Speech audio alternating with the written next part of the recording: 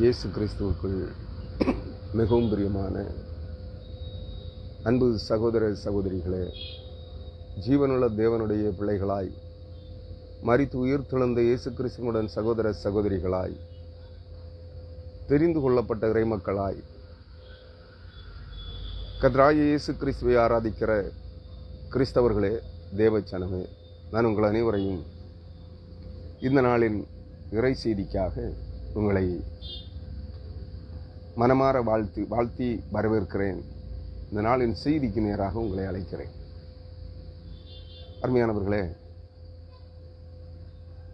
11:30 மணிக்கு நான் செய்திக்கு ஆயத்தமானேன். ஆனால் அந்நிய பாஷையையும் முழுக்கு ஸ்நானத்தையும் வலியுறுத்தி பேசுகிற ஒரு ஊழியக்காரர் திடீரென்று உள்ளே வந்து விட்டார். அவர் என்னிடத்தில் சில நேரம், சுமார் 3/4 மணி நேரம் தர்க்கம் செய்திருக்கிறார். ஞான ஸ்நானம் இல்லாமல், தண்ணீர் ஸ்நானம் இல்லாமல் பரலோகம் செல்ல முடியாது என்று வாதிட்டு 3/4 மணி நேரம் பேசியிருக்கிறார்.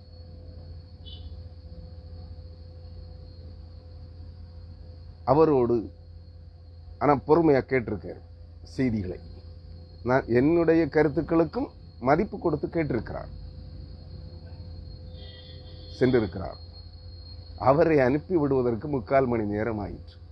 அதனால் காலதாமதம் வந்து விட்டது. அருமையானவர்களே, மணி இப்பொழுது 12:20 ஆயிற்று. நான் இந்த செய்திக்கு உங்களை மனமாற வாழ்த்தி வரவேற்கிறேன். இதனாலுக்குரிய இறை செய்தியாக நாம் தொடர்ந்து சிந்தனை செய்து வருகிற எரேமியா தீர்க்கதரிசியினுடைய புஸ்தகம் 36ஆம் அதிகாரம் முழுவதையும் நான் நேற்று முன்தினம் சனியோடு நிறைவு செய்திருக்கிறோம். 170 இறை செய்திகளை, தொடர் செய்திகளை நாம் தியான உரைகளை நிறைவு கொண்டிருக்கிறோம். நான் இந்த நாளில் 38வது அதிகாரம் 1 முதல் 6 வரையான வசனங்களை இந்த நாளின் சிந்தனைக்காக எடுத்துக்கொண்டிருக்கிறேன். உங்களுக்கு ஒரு இடரல் வரக்கூடும், சந்தேகம் என்னவென்றால், 37ஆம் அதிகாரம் என்னுடைய பார்வையில் 37ஆம் அதிகாரம் செய்திக்கு வேண்டாம் என்று தோன்றியது. ஏனெனில் அதில் முன்னும் பின்னும் இனி பிரசங்கிக்க போகிற, இனி நாம் தியானிக்க போகிற பகுதிகளையும் இதற்கு முந்தி நாம் பிரசங்கித்த செய்திகளுமே அதில் அடங்கியிருக்கிறது. அதில் ஒரு முரண்பட்ட வார்த்தை இருப்பதை நான் உங்களுக்கு சுட்டி காட்டி விடுகிறேன். அதில் வேறு ஒன்றும் இல்லை, வரலாற்று குறிப்புகள் மட்டுமே. அந்த குறிப்புகள் நீங்கள் எழுதியிருக்கிறபடியே அவைகளை படித்து கொண்டாலே புரிந்து கொள்ளக்கூடியது. 37ஆம் அதிகாரத்தில், அந்த 37ஆம் அதிகாரத்தின் 1ஆம் வசனத்தில் ஒரு சின்ன முரண்பாடு இருக்கிறது. நன்றாக நீங்கள் புரிந்து கொள்ள வேண்டும். அந்த முரண்பாட்டை தெளிவுபடுத்திவிட்டு நான் நேரடியாக எங்கே வருகிறேன், அதை ஒரு முன்னுரை போல ஒரு சில நிமிடங்கள் அந்த அதிகாரத்தை குறித்து சுட்டிக்காட்டிவிட்டு நான் 38ஆம் அதிகாரத்திற்கு வந்து விடுகிறேன். எரேமியா 37ஆம் அதிகாரம் 1ஆம் வசனம். பாபிலோன் ராஜாவாகிய நேபுகாத்நேச்சார் யூதா தேசத்தில் ராஜாவாக நியமித்த யோயாக்கீமுடைய குமாரனாகிய கோனியாவின் பட்டத்துக்கு யோசியாவின் குமாரனாகிய சிதேக்கியா வந்த அரசாண்டார். அந்த காரியங்களில் ஒன்றும் குறைபாடில்லை, முரண்பாடில்லை. ஆனால் நான் ஏற்கனவே உங்களுக்கு பிரசங்கித்த போது ஒரு காரியத்தை சுட்டி காட்டினேன். யோசியாவின் குமாரன் எலிபாஸ் என்கிறவன் 2 நாளாகவும் 36ஆம் அதிகாரத்திலிருந்து அதனுடைய அந்த முறையான ஒரு காரியத்தை நான் உங்களுக்கு அங்கே சொல்லி காட்டினேன். யோசியாவின் குமாரன் யோவகாஸ் 2 நாளாகவும் 36 2ஆம் வசனம்.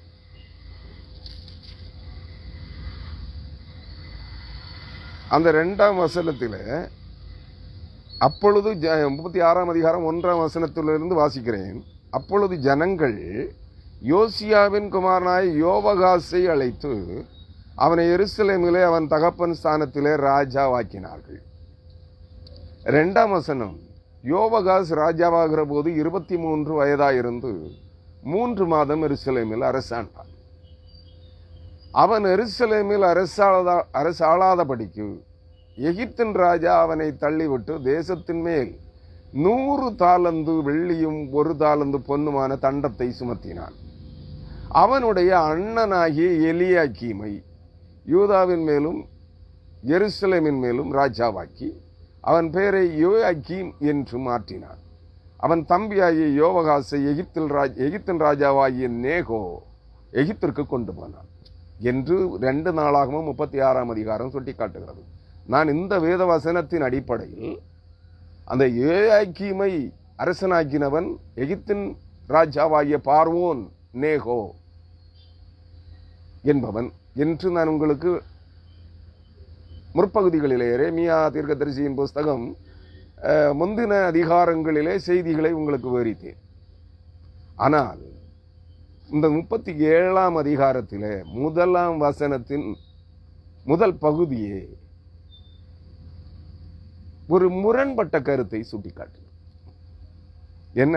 பாபிலோன் ராஜாவாகிய நேபுகாத்நேச்சார் யூதா தேசத்தில் ராஜாவாக நியமித்த யோயாக்கீமுடைய குமாரனாகிய கோனியாவின் பட்டத்துக்கு யோசியாவின் குமாரனாகிய சிதேக்கியா வந்தார்.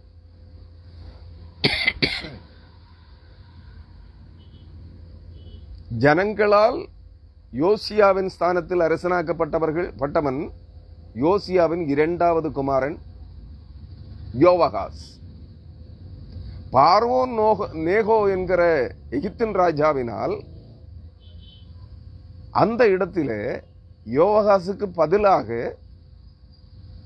எலியாக்கீம் என்கிற எலியாக்கீமின் பெயரை யோயாக்கீம் என்று மாற்றினவனும் பார்வோன் நேகோவை அவன் ராஜாவாக ஏற்படுத்தினான். நான் அதை குறித்து முந்தின செய்திகளிலே சொன்னேன். வலு சர்ப்பத்தின் 7 தலைகளில் 1ஆம் தலையாகிய பார்வோன் அவனை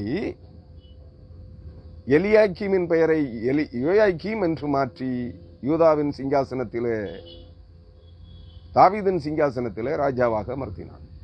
இந்த வசனம் சொல்லுகிறது 37:1 சொல்லுகிறது, பாபிலோன் ராஜாவாகிய நேபுகாத்நேச்சார் யூதா தேசத்தில் ராஜாவாக நியமித்த யோயாக்கீம் என்று. இதில் முரண்பாடு என்னவென்றால், இந்த 37ஆம் அதிகாரம் 1ஆம் வசனம் சுட்டி காட்டுகிற பாபிலோன் ராஜாவாகிய நேபுகாத்நேச்சார், நான் ஏற்கனவே சொல்லி இருக்கிறது போல 7 தலைகளை கொண்ட வலு சர்ப்பத்தின் 3ஆம் தலை இந்த யார்? நேபுகாத்நேச்சார். வலு சர்ப்பத்தின் அதிகாரத்தால் யூதாவிலே அரசனாக நியமிக்கப்பட்டவர்கள் எல்லோருமே அருவருப்பானவர்களாக கிரமக்காரர்களாக இருந்தார்கள். ஏனெனில் வலு சர்ப்பத்தின் தன்மைகளை கொண்டவர்களாக இருந்தார்கள். கீழ்ப்படியாதவர்களாக, முரட்டாட்டம் பண்ணுகிறவர்களாக, வணங்கா கழுத்துள்ளவர்களாக, அக்கிரமக்காரர்களாக, அருவருப்பானவர்களாக இருந்தார்கள். அதனால்தான் எலியாக்கீம் என்கிற யோயாக்கீமும் அவன் மகன் கோனியாவும், யோயாக்கீமின் மகன் கோனியா, அந்த கோனியாவும் எலியாக்கீமின் இளைய சகோதரனாகிய யோசியாவின் இளைய குமாரனாகிய சிதேக்கியாவும் அக்கிரமக்காரர்களாக தேவனுடைய கட்டளைகளுக்கும் கீழ்ப்படியவில்லை. சிதேக்கியாவை ராஜாவாக அந்த ஸ்தானத்தில் கொண்டு வந்த நேபுகாத்நேச்சாருக்கும் கீழ்ப்படியவில்லை, அடங்காதிருந்தார்கள். நன்றாக புரிந்து கொள்ள வேண்டும். சிதேக்கியாவை யூதாவின் மேல் ராஜாவாக ஏற்படுத்தினவன் நேபுகாத்நேச்சார். ஆனால் யோயாக்கீமை யூதாவின் மேல் ராஜாவாக ஏற்படுத்தினவன் எகிப்தின் ராஜாவாகிய பார்வோன். இங்கு மொழிபெயர்ப்பாளர்களா அல்லது அந்த வேதாகமத்தின் குறிப்புகள் இந்த வார்த்தையை தவறுதலாக சுட்டி காட்டுகிறதா என்றால் எனக்கு தெரியல. ஆனால் என்னுடைய கண்ணோக்கத்தில் வலு சர்ப்பம்தான் இவர்களை ராஜாக்களாக மாற்றியது. ஏனெனில் அந்த வலு சர்ப்பத்தின் தலைகளே எகிப்தின் ராஜாவாகிய பார்வோனும், பாபிலோன் ராஜாவாகிய நேபுகாத்நேச்சாரும், அசீரியாவின் ராஜாவாகிய சனகரீப், பில்காத்நேசர் முதலானவர்களும். அதை புரிந்து கொள்ள வேண்டும். வேறொன்றும் இந்த அதிகாரத்தில் முரண்பாடுகள் இல்லை, இந்த ஒரு முரண்பாடு தான். இந்த வார்த்தையை நீங்கள் படிக்கின்ற போது ஒரு காரியம் செய்யுங்கள். பாபிலோன் ராஜாவாகிய நேபுகாத்நேச்சார் யூதா தேசத்தில் ராஜாவாக நியமித்தவன் யோயாக்கீம் அல்ல, அவன் சிதேக்கியா மற்றும் கோனியா. யோயாக்கீமை ராஜாவாக நியமித்தவன் ஏற்படுத்தினவன் எகிப்தின் ராஜாவாகிய பார்வோன். எதன் அடிப்படையில்? 2 நாளாகமம் 31 அதிகாரம் 4, 5 ஆகிய வசனங்களின் அடிப்படையில். நன்றாக புரிந்து கொள்ளுங்கள். இந்த முரண்பாட்டைத்தான் சொல்லி நான் அந்த காரியத்தை உங்களுக்கு இந்த 38ஆம் அதிகாரத்திற்கு வரும் முன்பு 37ஆம் அதிகாரத்தில் வேற என்ன இருக்கு, நான் என்னுடைய முந்தின செய்தியிலே சொல்லியிருக்கிறேன். எரேமியா தீர்க்கதரிசியின் மூலமாக கர்த்தர் என்ன சொன்னார்? பார்வோன் ராஜாவும் பாபிலோனின் ராஜாவாகிய நேபுகாத்நேச்சாரும் அவனுடைய சேனைகளும் எருசலேமை முற்றுகையிடுவார்கள், யுத்தம் செய்து அவர்களை பிடிப்பார்கள், யோயாக்கீமையும் யூதர்களையும் சிறைபிடித்து கொன்று அல்லது சிறைபிடித்து கொண்டு செல்வார்கள், இந்த பட்டணத்தை தீக்கிரையாக்குவார்கள் என்று சொல்லியிருந்தார். ஆனால் யோயாக்கீமை அரசனாக்கின பார்வோன், எகிப்தின் ராஜாவாகிய பார்வோன் நேகோ. எகிப்தின் ராஜாவுக்கு பட்ட பெயர் தான் பார்வோன். நன்றாக புரிந்து கொள்ள வேண்டும். பாரோக்கள் அல்லது பார்வோன்கள், தமிழிலே சொன்னால் பார்வோன்கள்.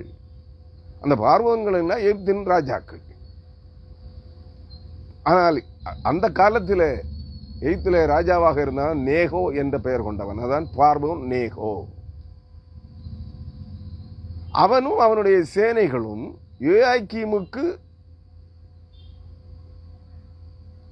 உதவி செய்வதற்காக யோயாக்கீமின் படைகளோடு யூதர்களோடு இணைந்து பாபிலோனியர்களுக்கு எதிர்த்து யுத்தம் செய்யும்படியாக யோயாக்கீம் பார்வோன் நேகோவுக்கு தகவல் கொடுத்திருக்கிறான். அவர்கள் பார்வோன் நேகோவும் அவனுடைய எகிப்தியரின் சேனைகளும் யோயாக்கீமுக்கு ஆதரவாக உதவியாக வந்து கொண்டிருக்கிறார்கள். அந்த வந்து கொண்டிருக்கிற செய்தியை கேள்விப்பட்ட பாபிலோனின் ராஜாவாகிய நேபுகாத்நேச்சாருடைய படைகள் பின்வாங்கி பாபிலோனுக்கு நேராக புறப்பட்டது.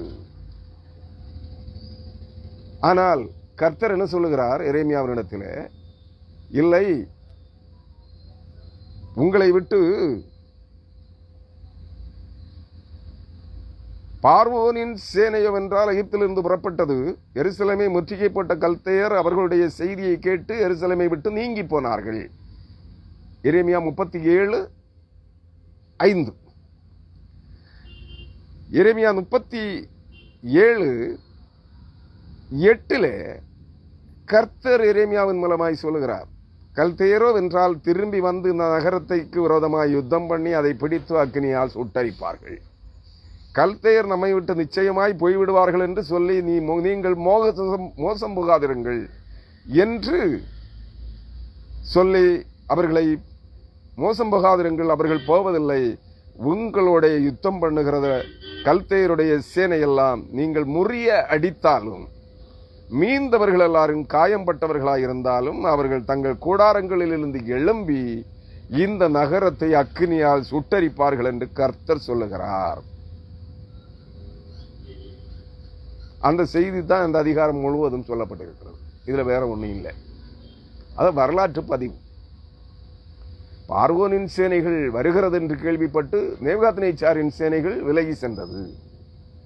கர்த்தர் சொல்லுகிறார், இல்லை, பார்வோனின் சேனைகள் இங்கே வராது, அது திரும்பி செல்லும். இதை கேள்விப்பட்டு பாபிலோனின் சேனைகள் நேபுகாத்நேச்சாரின் சேனைகள் எருசலேமிலே யுத்தம் பண்ணும். அவர்கள் காயம்பட்டவர்களாயிருந்தாலும் கடைசியிலே எழும்பி நீங்கள் வெற்றி பெறுவது போல ஒரு சூழல் உருவானாலும் அவர்கள் தங்கள் பாளையங்களிலிருந்து எழும்பி இந்த நகரத்தை சுட்டரிப்பார்கள், எருசலேமை கொள்ளையடிப்பார்கள், யூதர்களை சிறைபிடித்துக் கொண்டு போவார்கள் என்று சொல்லுகிறார்.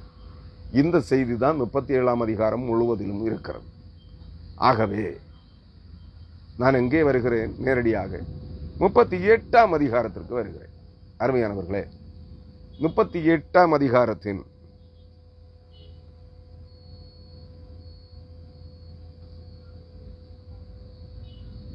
1ஆம் வசனத்திலிருந்து 6ஆம் வசனம் வரையிலும் நாம் இன்றைய நாளிலே சிந்தனை செய்ய இருக்கிறோம். அதற்கு முன்பு ஒரு காரியத்தை கூட சொல்லுகிறேன்.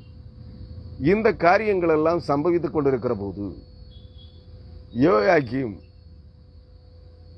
எரேமியா தீர்க்கதரிசி திரும்பவும் யூதேயாவுக்கோ எருசலேமுக்கோ யூதர்களுக்கோ சேமம் உண்டாகும்படி நல்வார்த்தைகளை சொல்லாமல், அதாவது இன்றைய தீர்க்கதரிசிகளும் அப்போஸ்தலர்களும் சொல்லுவது போல, உங்களுக்கு நன்மை உண்டாகும், உங்களுக்கு ஆசீர்வாதம் உண்டாகும், உங்களுக்கு ஐஸ்வர்யம் பெருகும், நீங்க பரலோக ராஜ்யத்தில் வாழுவது போல பூமியிலே வாழ்வீர்கள் என்கிற வாக்குறுதிகளை அள்ளு வீசுவது போல, பொய் வார்த்தைகளை சத்தியமாக்குவது போல, எரேமியா பொய்களை என்ன சொல்லவில்லை, யூதர்களுக்கோ யூதாவின் அரசனுக்கோ பிரபுக்களுக்கோ சொல்லவில்லை. அவன் திரும்ப சொல்லுகிறான் கர்த்தருடைய வார்த்தையை. பாபிலோனின் ராஜாவாகிய நேபுகாத்நேச்சாரும் அவன் படைகளும் வரும், எருசலேமை சுட்டரிக்கும், யூதர்களை சிறைபிடித்துக் கொண்டு போவார்கள், அநேகரை கொன்று குவிப்பார்கள், எருசலேம் தேவாலயத்தை கொள்ளையடிப்பார்கள், அதை மண்மேடுகளாக்குவார்கள், சுட்டரிப்பார்கள் என்று சொல்லுகிறார்.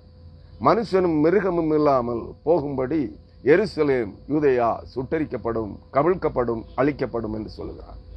இந்த வார்த்தைகளை கேட்டு யோயாக்கீம் அரசன் என்ன செய்கிறான்? யோயாக்கீம் அல்ல, சிதேக்கியா அரசன் என்ன செய்கிறான்? பின்னும் எரேமியா சிதேக்கியா ராஜாவை நோக்கி, நீங்கள் என்னை காவல் வீட்டில் அடைப்பதற்கு நான் உமக்கும் உம்முடைய ஊழியக்காரருக்கும் இந்த ஜனத்துக்கும் விரோதமாக என்ன குற்றம் செய்தேன் என்று கேட்கிறான். கேட்டுவிட்டு அவன் ஒரு விண்ணப்பத்தை ராஜாவுக்கு முன்பாக வைக்கிறான். என்ன விண்ணப்பம்?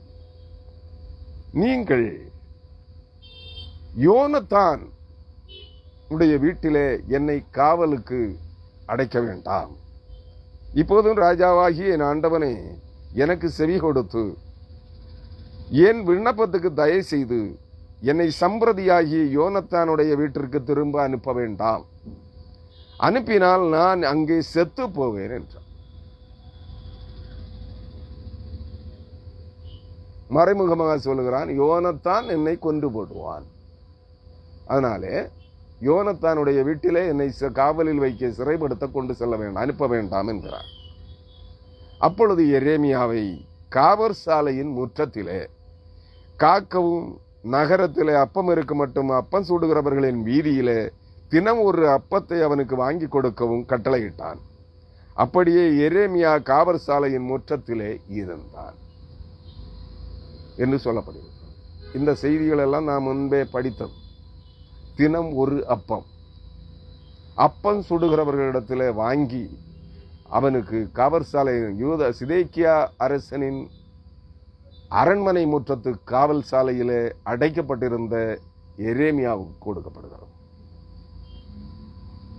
நன்றாக புரிந்து கொள்ளுங்கள். இது நடைபெற்றது யோயாக்கீமின் மரணத்துக்கு பிற்பாடு. யோயாக்கீமின் மகன் எகோனியாவின் மரணத்திற்கு பிற்பாடு யோசியாவின் குமாரனாகிய இளைய குமாரனாகிய சிதேக்கியா அவன் பட்டத்திற்கு வந்து அரசாள தொடங்குகின்ற காலத்தில் இந்த சிதேக்கியாவை அரசனாக்கினவன் பாபிலோன் ராஜாவாகிய நேபுகாத்நேச்சார். அதைத்தான் 37ஆம் அதிகாரம் 1ஆம் வசனம் மாற்றி சொல்லுகிறது. பாபிலோன் ராஜாவாகிய நேபுகாத்நேச்சார் யூதா தேசத்தில் ராஜாவாக நியமித்த யோயாக்கீமுடைய குமாரனாகிய கோனியாவின் பட்டத்திற்கு வந்து என்று அந்த ஒரு முரண்பட்ட செய்தியை அங்கே சொல்லுகிறது.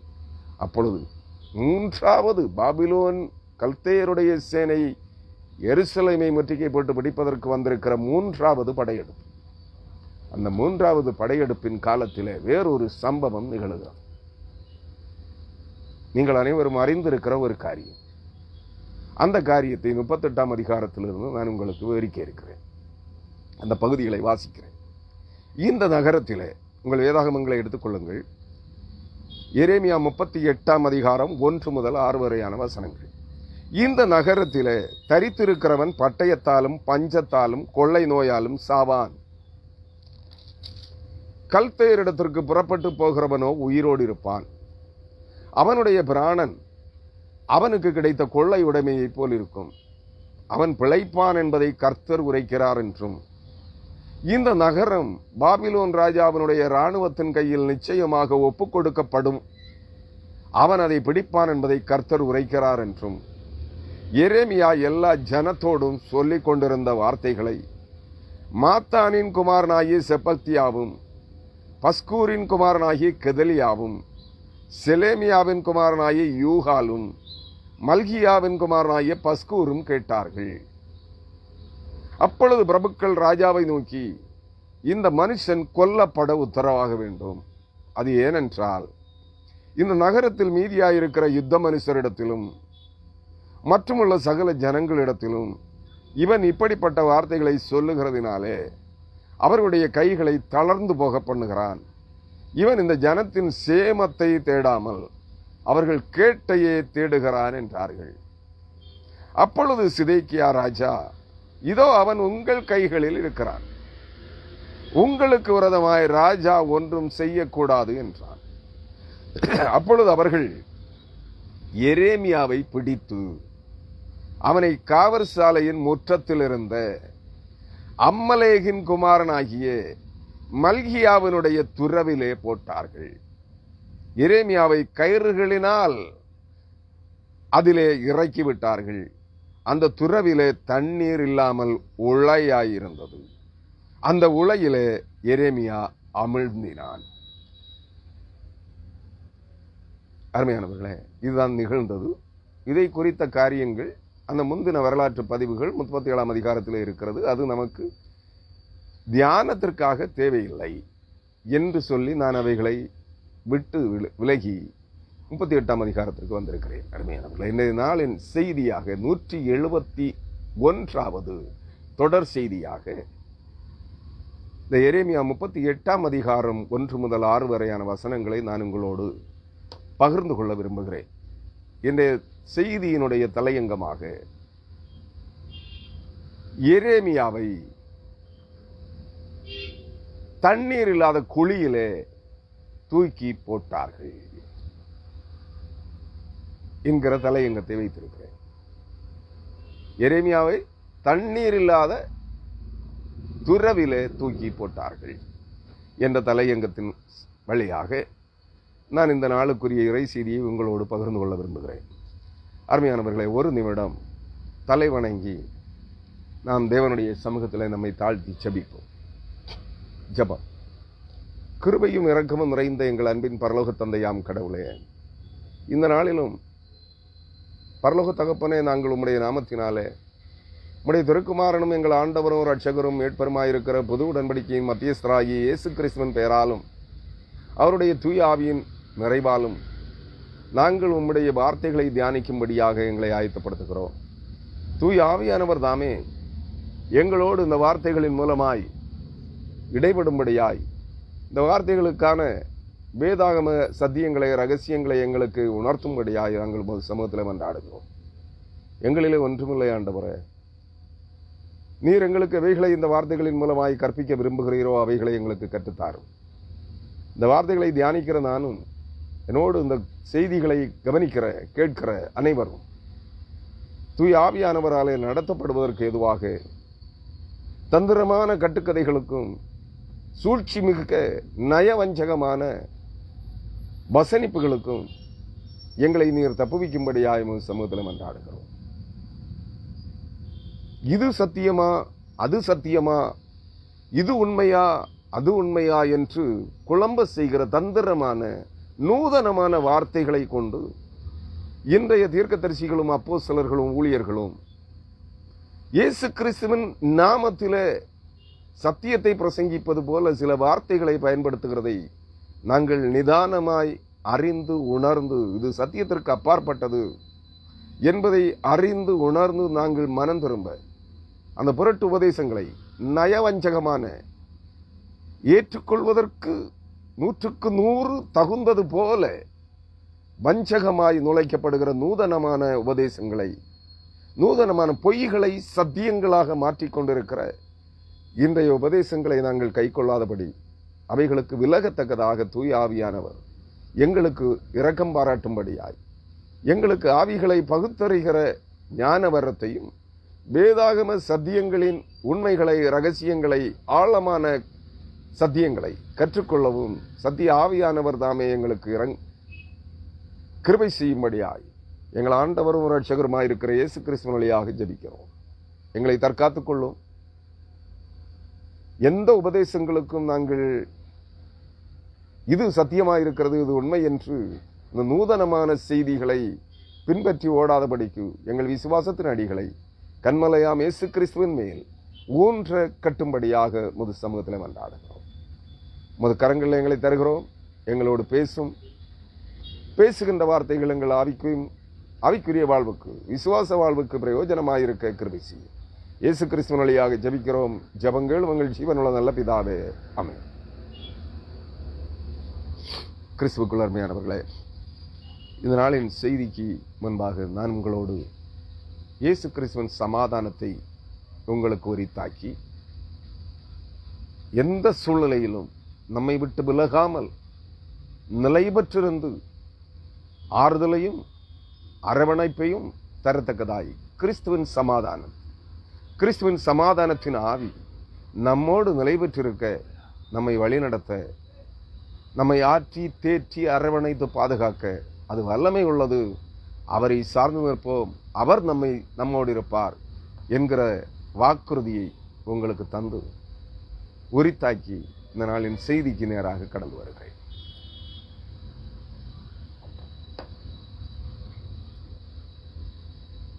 எரேமியா 38:1.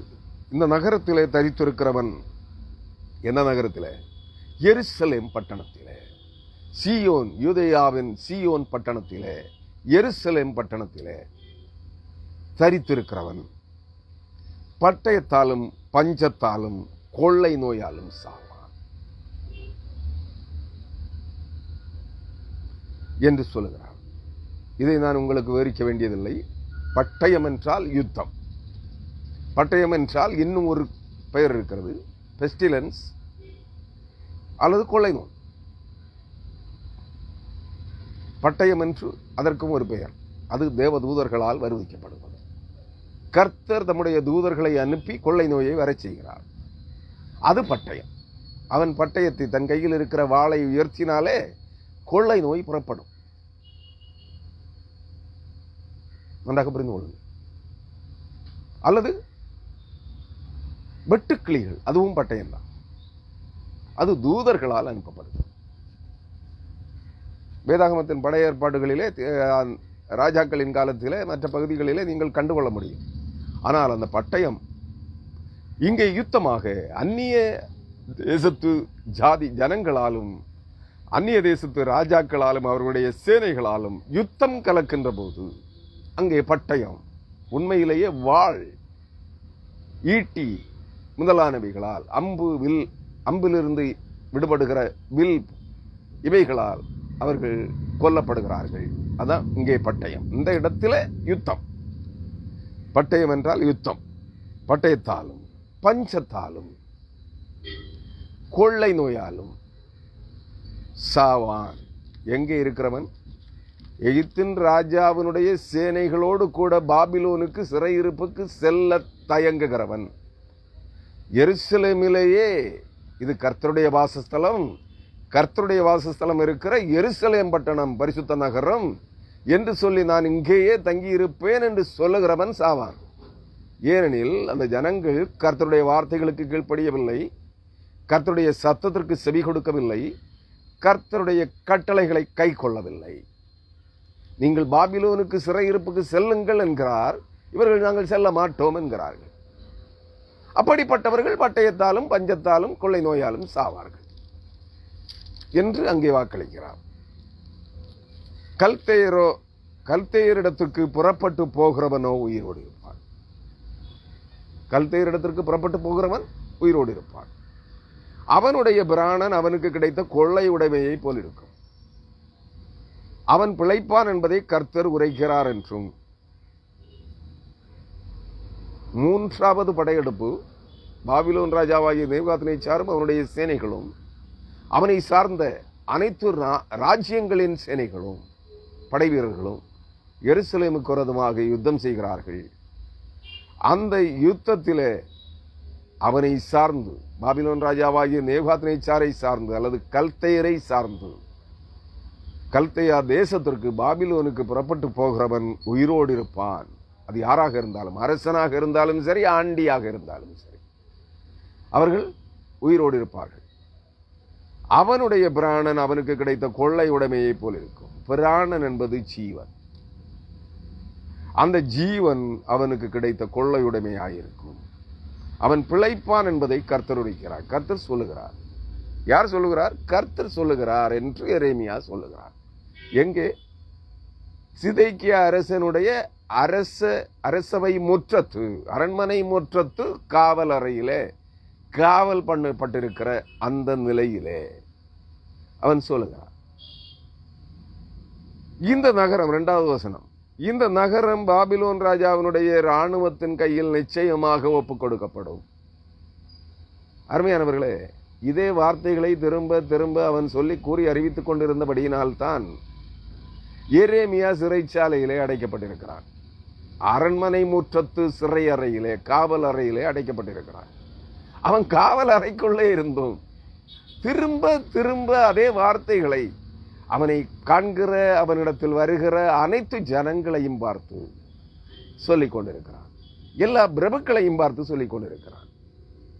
பல முறை 3 ராஜாக்களின் காலங்களிலே அவன் கடிந்து கொள்ளப்படுகிறான், சிறைப்படுத்தப்படுகிறான், காயப்படுத்தப்படுகிறான், பைத்தியக்காரன் என்று அழைக்கப்படுகிறான். ஆனால் அவன் கர்த்தருடைய வார்த்தைகளை சொல்லுவதற்கோ பேசுவதற்கோ தயக்கம் காட்டவே இல்லை. திரும்ப திரும்ப கர்த்தருடைய வார்த்தைகளின் மேல் பற்றுறுதியாய், கர்த்தர் சொன்னவர், அவர் உண்மையுள்ளவர், அவர் ஜீவனுள்ளவர், அவர் வாக்கு மாறாதவர் என்பதை அவன் அறிந்து உணர்ந்திருந்தபடியால் தன்னை எவ்வளவு துன்பப்படுத்தினாலும், அடித்து காயப்படுத்தினாலும், சிறையில் இட்டாலும், காவலறையில் காவல் வைக்கப்பட்டிருந்தாலும், தூசித்தாலும் அவன் கர்த்தருடைய வார்த்தைகளை திரும்ப திரும்ப காண்கிற அனைவரிடத்திலும் சொல்லிக் கொண்டிருக்கிறான்.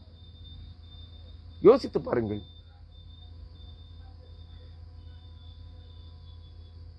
இன்றைய தீர்க்கதரிசிகளும் அப்போஸ்தலர்களும்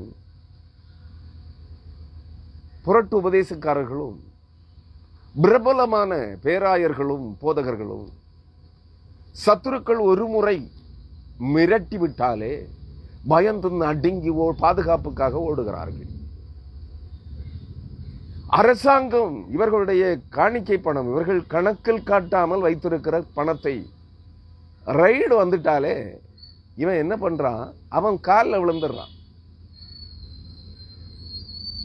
இவர்கள் கொள்ளையடித்த பணம், இவர்களிடத்திலே கணக்கில் காட்டப்படாத பணம் கோடி கோடியாய் இருக்கிறது என்று அரசாங்கம் அவர்களை அங்கே விசாரணைக்கு ஆட்களை அனுப்பி அவைகளை பிடிக்க ஆட்களை ஏற்பாடு செய்தாலும் இவர்கள் வேறு குறுக்கு வழிகளிலே சென்று கைக்கூலி கொடுத்து அரசாங்கத்தை தங்கள் கைவசப்படுத்திக் கொள்கிறார்கள்.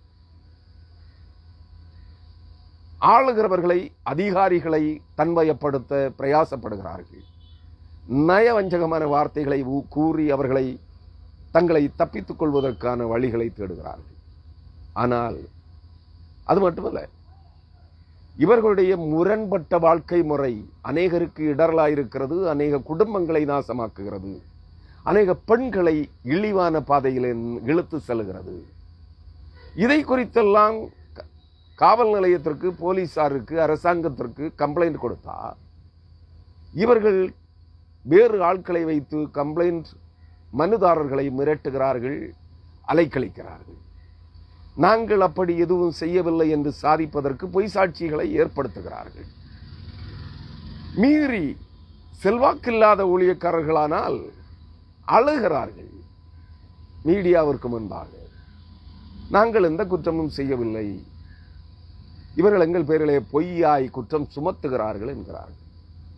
கர்த்தருக்குத்தான் தெரியும் அவர்கள் குற்றம் செய்திருக்கிறார்களா, பெண்களை கெடுத்திருக்கிறார்களா, அல்லது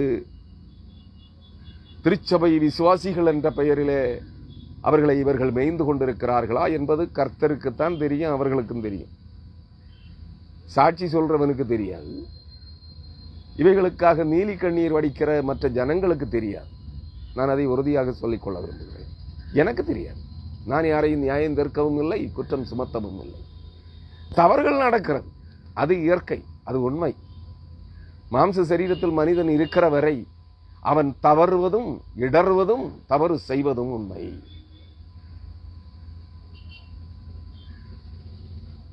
இதை மறுக்க முடியாது. நன்றாக புரிந்து கொள்ள. ஆனால் இவர்கள் தப்பித்துக் கொள்வதற்கு பல வழிகளை தேடுகிறார்கள். ஆனால் இங்கே வேதவசனம் எரேமியா தீர்க்கதரிசி பல முறை தண்டிக்கப்பட்டவன், பல முறை சிறைப்படுத்தப்பட்டவன், பல முறை சிறைச்சாலையிலே அடைக்கப்பட்டவன். இப்பொழுதும் எந்த காரணத்துக்காக அவன் சிறைப்படுத்தப்பட்டானோ, அவன் கொடுமைப்படுத்தப்படுகிறானோ, ஆயினும் அந்த காரியத்தை திரும்ப திரும்ப சொல்லிக் கொண்டே இருக்கிறான்.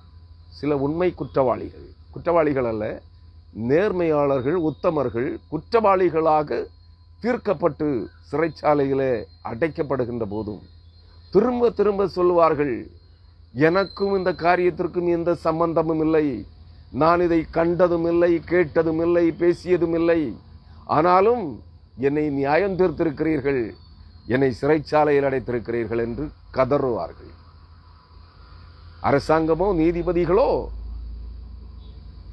அதிகாரிகளோ அதை காதில் போட்டுக் கொள்வதில்லை. இங்கே எரேமியாவின் கூக்குரல் சப்தம் அந்த நிரபராதிகள் தண்டிக்கப்படுகிற போது போடப்படுகிற அந்த கூக்குரலை போல் இருக்கிறது. அருமையானவர்களே, அவன் திரும்ப திரும்ப சொல்லுகிறான், தண்டனைக்கு பயந்து செய்யாத குற்றத்தை நான் செய்தேன் என்று ஒத்துக்கொள்ளுகிற சில நிரபராதிகளும் இருக்கிறார்கள். காவல்காரர்களுடைய அடி உதையை தாங்க முடியாமல், தண்டனைக்கு பயந்து தாங்கிக் கொள்ள முடியாத வேதனைகளின் நிமித்தம், மிருகத்தனமாக தாக்கப்படுவதன் நிமித்தம், மரண வேதனைகளை சரீரத்திலே அனுபவிப்பதன் நிமித்தம் தான் செய்யாத குற்றத்தை செய்தேன் என்று ஒத்துக்கொள்ளுகிற நிரபராதி குற்றவாளிகளும் இருக்கிறார்கள். தன்னுடைய வாயின் வார்த்தைகளாலே அவன் குற்றவாளியாக தீர்க்கப்பட்டு விடுகிறான். ஆனால் நிரபராதி. எதனால் அவன் அந்த சகித்துக் கொள்ள, அந்த மரண வலியை சகித்துக் கொள்ள முடியாமல், செய்யாத குற்றத்தை நான் செய்தேன், தண்டனைக்கு தப்பித்துக் கொள்வோம், அந்த மரண உபத்திரவங்களுக்கு மிருகத்தனமாக தாக்கப்படுகிற நிலையை தப்பித்துக் கொள்வதற்காக செய்யாத குற்றத்தை செய்தேன் என்று ஒத்துக்கொள்ளுகிறான். குற்றவாளியாக தீர்க்கப்படுகிறான், சிறைக்கு அனுப்பப்படுகிறான். ஆனால் இங்கே எரேமியா அவன் எவ்வளவுதான் வாதிக்கப்பட்டாலும், சிறையில் அடைக்கப்பட்டாலும், அவன் காண்கிற யூதர்கள் அனைவரிடத்திலும், யூத ஜனங்கள் அனைவரிடத்திலும், பிரபுக்களிடத்திலும், அதிகாரிகளிடத்திலும், பிரபுக்களிடத்திலும் அவன் சொல்லிக் கொண்டிருக்கிறான். திரும்ப திரும்ப சொல்லுகிறான். பல ஆண்டுகளாக சொல்லிக் கொண்டிருக்கிறான். இந்த தேசம், இந்த எருசலேம் நகரம், எருசலேம் பட்டணம், யூதர்கள் பாபிலோன் ராஜாவினுடைய சேனைகளின் கையால் சுட்டரிக்கப்படும் என்று சொல்லிக் கொண்டிருக்கிறான். எரேமியா எல்லா ஜனத்தோடும் சொல்லிக் கொண்டிருந்த வார்த்தைகளை மாத்தானின் குமாரனாகிய செப்பத்தியாவும், பஸ்கூரின் குமாரனாகிய கெதலியாவும், செலேமியாவின் குமாரனாகிய யூகாலும், மல்கியாவின் குமாரனாகிய பஸ்கூரும் கேட்டார்கள்.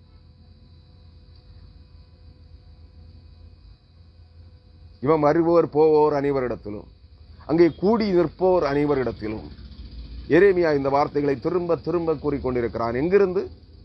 யூதாவின் அரண்மனை, சிதேக்கியா அரசனுடைய அரண்மனை முற்றத்து காவலறையிலே அடைக்கப்பட்ட நிலையிலிருந்து, கட்டப்பட்டிருக்கிற நிலையிலிருந்து இந்த வார்த்தைகளை திரும்ப திரும்ப கூறிக்கொண்டிருக்கிறான். இந்த வார்த்தைகளை கூறிக்கொண்டிருந்ததினால்தான், கூறி அறிவித்ததினால்தான் சிறைப்படுத்தப்பட்டிருக்கிறான். அருமையானவர்களே, அப்பொழுது பிரபுக்கள் ராஜாவை நோக்கி, எந்த ராஜாவை? சிதேக்கியா அரசனை நோக்கி, இந்த மனுஷன் கொல்லப்பட உத்தரவாக வேண்டும். என்ன செய்யப்பட வேண்டும்? இவனை சிறைச்சாலையில் போட்டால் ஒன்றும், இவனை காயப்படுத்தினால் ஒன்றும் இவன் அடங்க மாட்டான். இவனை கொன்று போட வேண்டும். இவன் சாவுக்கு பாத்திரமானவன். ஆண்டவராகிய இயேசு கிறிஸ்துவை யூதர்கள் கொலை செய்வதற்கு ஒப்புக் கொடுத்தார்களே, இவனை சிலுவையில் அறையும், சிலுவையில் அறையும், சிலுவையில் அறையும் என்று ரோமர்களிடத்தில் பிலாத்துவின் கைகளில் ஒப்புவித்தார்களே, அதுபோல இருக்கிறது. நன்றாக புரிந்து கொள்ளுங்கள். நிறுவங்களிலே நீங்கள் பாவத்துக்கு ரத்தம் சிந்தும்படியாய் இன்னும் உபத்திரவங்களை அனுபவிக்கவில்லையே, சந்திக்கவில்லையே என்று பேதுரு எழுதுகிறார். பாவத்தின் நிமித்தம், உங்கள் அக்கிரமங்களின் நிமித்தம், உங்கள் அநீதிகளின் நிமித்தம், உங்கள் துர்நடக்கைகளின் நிமித்தம், உங்கள் துர்மனசாட்சியின் நிமித்தம் நீங்கள் என்ன செய்யவில்லை? ரத்தம் சிந்தும்படிக்கு நீங்கள் இன்னும் பாடு அனுபவிக்க உங்களை ஒப்புக் கொடுக்கவில்லையே. அப்படிப்பட்ட பாடுகள் பக்தி வேடதாரிகளாகிய உங்களுக்கு வரவில்லையே என்று சொல்லுகிறார்.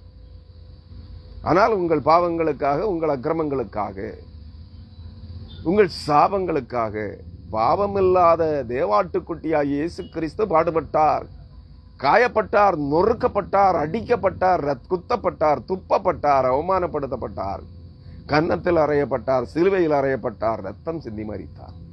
மரித்த பிற்பாடு விட்டு விடவில்லை, ஈட்டியால் உருவ குத்தினார்கள்.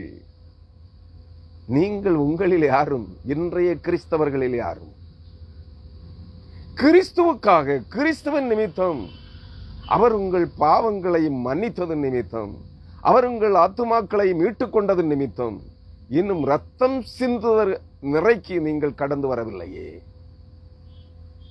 அன்பான கிறிஸ்தவ விசுவாசிகளே, நீங்கள் எண்ணி பார்க்க வேண்டும்.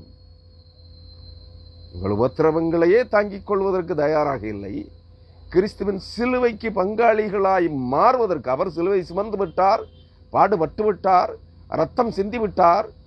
அந்த சிலுவையின் பாடுகளை உங்களுடையதாக ஏற்றுக்கொள்வதற்கு நீங்கள் தயங்குகிறீர்களே இன்றைய கிறிஸ்தவர்கள். அதற்கு ஒரு மாற்று வழியை தேடிக்கொண்டீர்கள். தண்ணீரிலே மூழ்கிவிட்டால், இன்று என்னிடத்தில் வந்து சுமார் 45 நிமிடங்கள் ஞான ஸ்நானத்தை, முழுக்கு ஸ்நானத்தை குறித்து பேசிக் கொண்டிருந்தவர் அதைத்தான் சொன்னார்.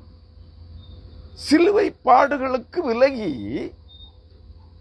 பாடுகள் இல்லாத, உபத்திரவம் இல்லாத ஒரு பாதை, ஒரு மாற்று வழி, அதுதான் முழுக்கு ஸ்நானம். விசுவாசத்தின், அது விசுவாசத்தின் வழி என்று சொல்லுகிறார். நம்ப தகுந்ததாக, எந்த சத்திய வசனத்தை அறியாதவர்கள் அதை நம்புவார்கள். நானே ஒரு முறை அல்ல, அந்த 45 நிமிடங்களில் சுமார் 2-3 முறை இடறிவிட்டேன். அவ்வளவு நயமாக பேசுகிறார், திரும்ப திரும்ப சொல்லுகிறார். சிலுவை பாடுகளின் வழியாக இன்றைய கிறிஸ்தவர்கள் பயணிக்க தயாராக இல்லை. அதற்கு ஒரு எளிதான ஒரு மாற்று வழி, அதுவே முழுக்கு ஸ்நானம். இந்த மாற்று வழியை மற்றவர்கள் அப்படியாயினும் கிறிஸ்துவை கற்றுக்கொள்ள வேண்டும், கிறிஸ்துவை பின்பற்ற வேண்டும். எங்கே கிறிஸ்துவை முழுக்கி ஸ்நானம் பெற்றவன் எல்லாம், முழுக்கு ஸ்நானம் கொடுக்கிறவனும், முழுக்கு ஸ்நானத்தை வலியுறுத்தி பேசுகிறவர்களும், முழுக்கு ஸ்நானம் பெற்றவர்களும், அந்நிய பாஷை அடையாளத்தோடு பரியாச உதடுகளின் ஆவிகளை அபிஷேகமாய் பெற்றவர்களும் கிறிஸ்துவை பின்பற்றி நடக்கிறார்கள் என்று எண்ணிக்கொண்டிருக்கிறார்கள். அவர்கள் இல்லை, அவருடைய விசுவாசம் வேறு அற்று போய்விட்டது என்று நான் சொல்லுகிறேன். வேத வசனங்களின் ஆதாரத்தோடு அவர் அதை ஏற்றுக்கொள்வதாக இல்லை. பாடுகளுக்கு விலகி கிறிஸ்துவை பின்பற்றுகிற ஒரு வழி, மாற்று வழி, முழுக்கு ஸ்நானமும் அந்நிய பாஷை அடையாளம், ஆவிக்குரிய வரங்களும் அபிஷேகமும் என்று சாதிக்கிறார். வேத வசனத்தை அறியாத எந்த கிறிஸ்தவனும், சத்திய வேத வசனங்களை அறியாத எந்த விசுவாசியும் இடறி விழுந்து அங்கே சென்று விடுவார். வெகு எளிதாக, அவ்வளவு நயமாக பேசுகிறார். நன்றாக படித்த ஒரு பட்டதாரி, என்ஜினியரிங் கல்லூரியிலே வேலை பார்க்கிறார் என்று நினைக்கிறேன். ஆனால் சைடு இலவசமாக இல்லை, மீதியான நேரங்களில் ஊழியமும் செய்கிறார். அவர் பணி செய்கிற என்ஜினியரிங் கல்லூரியிலேயே தியான முகாம்களை நடத்துகிறார். அவருக்கு ஒரு கூட்டத்தை வைத்திருக்கிறார், ஒரு சபையை வைத்திருக்கிறார். அவருடைய வீட்டு பகுதியிலே ஒரு கூடாரம், ஆசரிப்பு கூடாரத்தை வைத்திருக்கிறேன் என்றார். சமயம் கிடைக்கிற போதெல்லாம் அந்த ஊழியத்தை செய்து கொண்டிருக்கிறேன் என்கிறார். ஏன்? என்ஜினியரிங் கல்லூரியிலே ஆசிரியராக பணியாற்றுகிற ஒரு நபர் அந்த வருவாய் போதாதென்று இந்த ஊழியத்தின் மூலமாய் பக்க வழிகளிலே பணம் சம்பாதிப்பதற்காக கர்த்தருடைய ஊழியத்தை செய்கிறார் என்பது புரிகிறது. ஆனால் சொல்லுகிறார், உங்களுடைய செய்திகளும் உங்களுடைய பிரசங்கங்களும் நன்றாகவே இருக்கிறது, ஆனால் நீங்கள் முழுக்கு ஸ்நானத்தை எதிர்க்கிறீர்கள். கிறிஸ்துவின் சிலுவையாகிய வழியை பின்பற்றுவதற்கு கடினமாக இருக்கிறது. இது ஒரு லகுவான மாற்று வழி என்கிறார். இப்படி சொல்லித்தானே ஜனங்களை ஏமாற்றிக் கொண்டிருக்கிறார்கள். அவர் என்னை ஏமாற்றலாம் என்று வந்திருக்கிறார். எப்பொழுது நான் இறை செய்தியை உங்களோடு பகிர்ந்து கொள்ள ஆரம்பிக்கிற போது எல்லாவற்றிற்குமே ஆயத்தமாகிவிட்டேன். மொபைலை ஸ்டாண்டிலே செட் பண்ணி லைவ் பட்டனை தட்டிவிட்டேன். அப்பொழுது வந்தார். 45 நிமிடங்கள் என்னோடு செலவு செய்திருக்கிறார். நான் 3 முறை அவருடைய பேச்சிலே மயங்கிவிட்டேன். என்னுடைய நிலைப்பாடே இது என்றால், சாதாரண விசுவாசியே போராடி கொண்டு பிரச்சனைகளை சந்தித்து வேதனையோடு ஓடி வருகிற ஒரு விசுவாசியை, வசன அறிவற்ற விசுவாசியை இவர்கள் விடுவார்களா? யோசித்து பாருங்கள் அருமையானவர்களே. செபிக்கின்பமான செய்தி, லகுவான வழி. அவரே சொல்லுகிறார், இது சிலுவை பாடுகளின் வழியை விட்டு விலகி மாற்று வழி, லகுவான பாதையிலே விசுவாசத்திலே வளர்த்துவது. எங்கே வளர்த்துகிறார்கள்?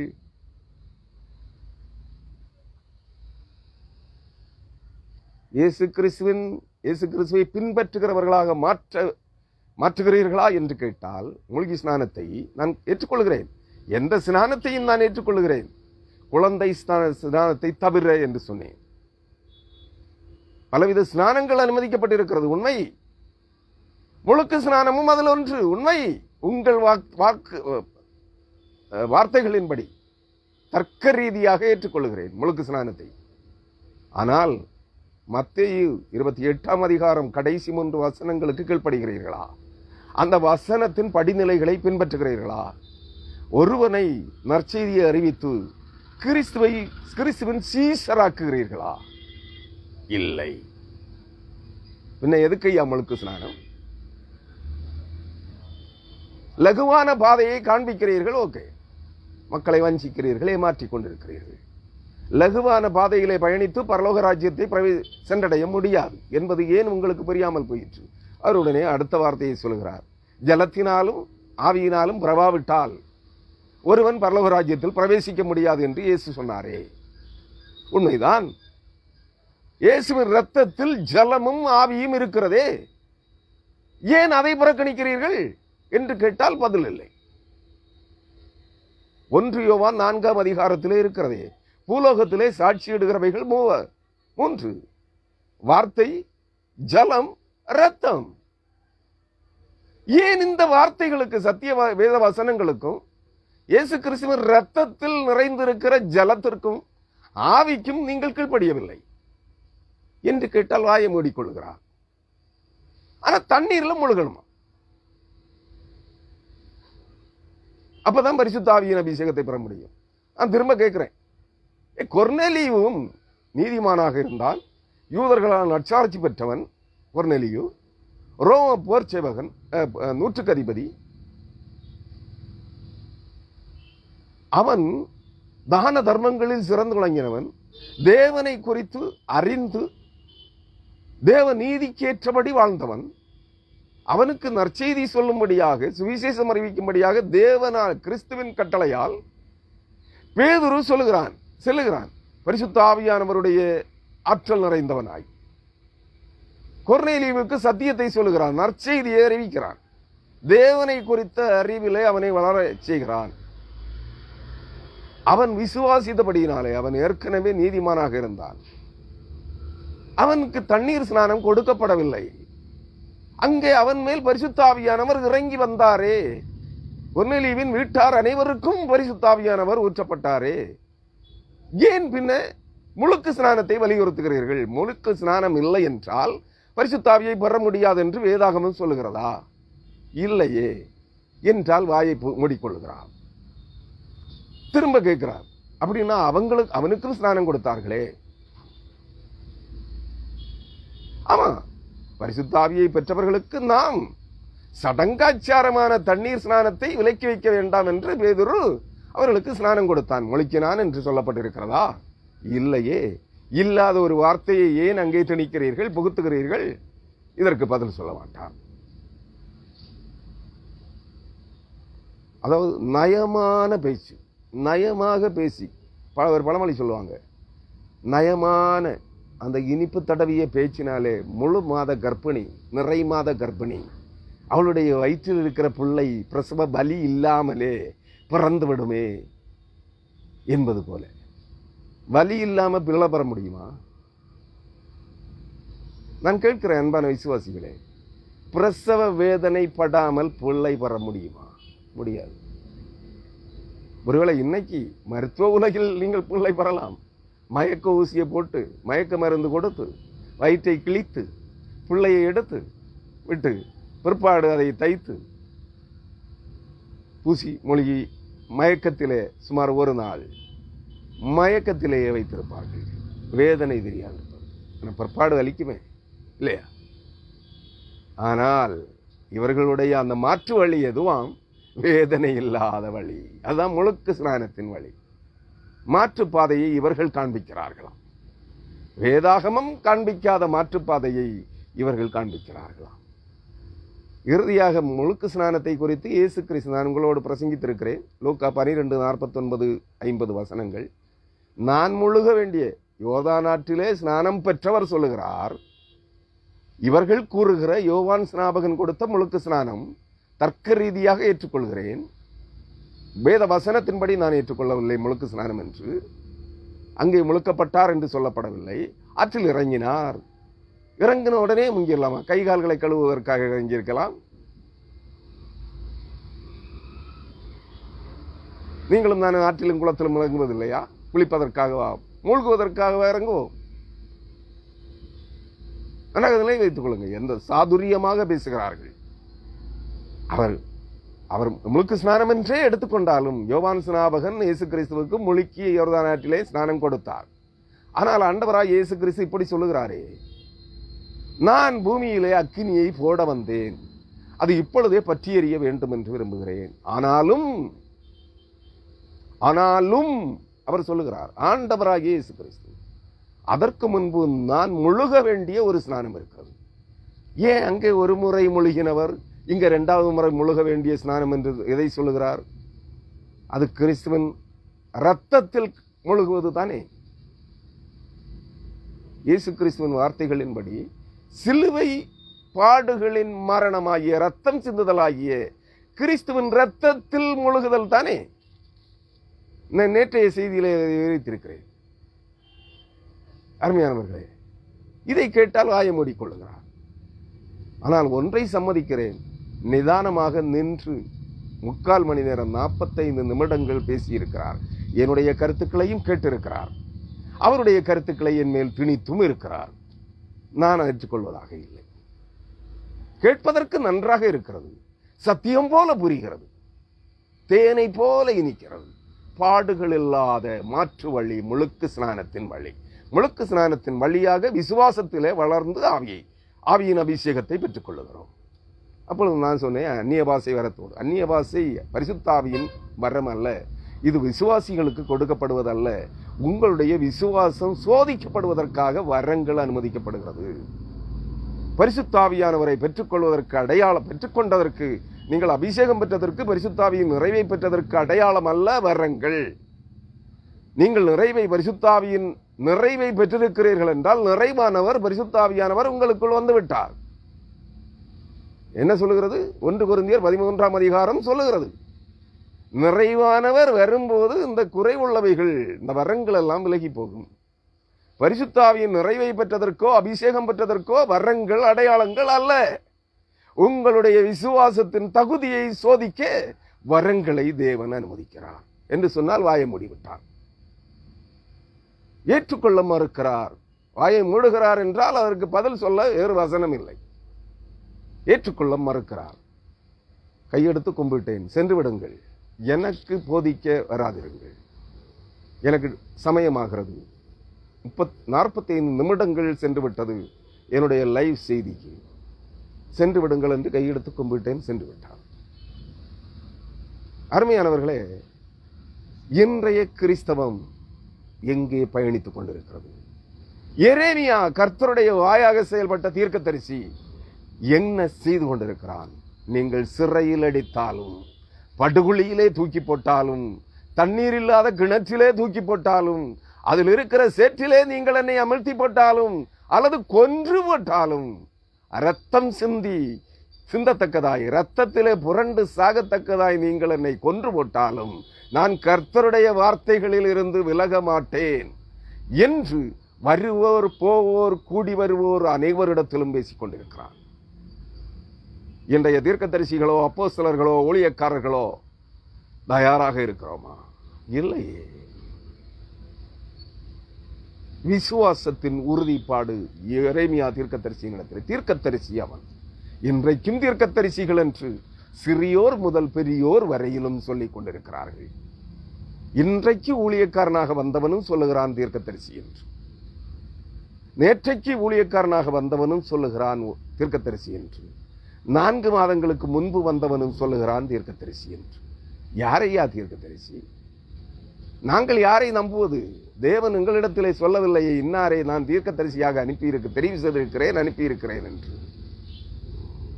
சொல்லவில்லையே. முந்தா நாள் வரைக்கும் மந்திரவாதியாக இருந்தவன், முந்தா நாள் வரைக்கும் நேற்று முன்தினம் வரையிலும் மந்திரவாதிகளோடு கைகோர்த்து அடுத்தவர்களுக்கு பில்லி சூனியம் செய்து பேய்களை பிசாசுகளை ஏவி உபத்திரவப்படுத்திக் கொண்டிருந்தவன் இன்றைக்கு தீர்க்கதரிசி என்று சொல்லுகிறான். நேற்று முன்தினம் வரையும் பொய் பேசி பொய் சாட்சி சொல்லி அடித்து மற்றவர்களை அடித்து காயப்படுத்தி துன்பப்படுத்தி கொலை செய்தவன் இன்று சொல்லுகிறான் தீர்க்கதரிசி என்று. கர்த்தர் என்னை தெரிந்து கொண்டார், தீர்க்கதரிசி ஆக்கினார் என்று. எப்பா நான் கேட்கிறேன், நீ போலீஸ் காவல் நிலையத்திலே சென்று அல்லது நீதிமன்றத்திலே சென்று இந்த சாட்சியை சொல்லுவாயா? மேடையிலே பேசுகிற அதே சாட்சியை நான் நேற்று முன்தினம் வர கொலைகாரனாக, கொள்ளைக்காரனாக, திருடனாக, ரவுடியாக, மற்றவர்களை அடித்து காயப்படுத்தி துன்பப்படுத்தி கொலை செய்கிறவனாக, துன்புறுத்துகிறவனாக இருந்தேன். இன்றைக்கு என் பெயரிலே அநேக குற்றச்சாட்டுகளும் அநேக காவல் நிலையங்களிலே பல பகுதிகளிலே அநேக கேஸ்களும் இருக்கிறது. இன்று தேவன் என்னை பிடித்துக் கொண்டார், என்னை தீர்க்கதரிசியாக அழைத்திருக்கிறார் என்று நீ நீதிமன்றத்திலே சென்று சாட்சி சொல்லுவாயா? அல்லது உங்கள் ஊரிலே இருக்கிற ஒரு போலீஸ் ஸ்டேஷனிலே சென்று சாட்சி சொல்லுவாயா?